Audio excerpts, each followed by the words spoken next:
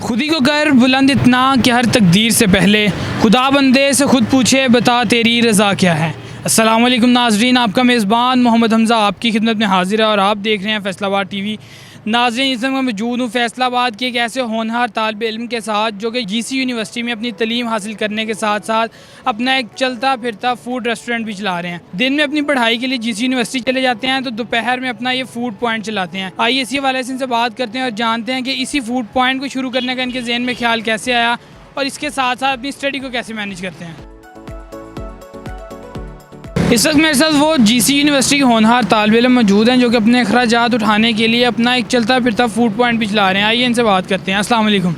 वालेकुम सलाम। इसका ख्याल आपके जहन में कैसे आया? आजकल सोशल मीडिया का दौर है तो वहाँ से मुझे इसका आइडिया मिला और बाकी स्टडी वगैरह को मैनेज करने के लिए और अपने कुछ ड्रीम्स को पूरा करने के लिए कुछ चीज़ें होती हैं जिसको मतलब आपने फुलफ़िल करना होता है।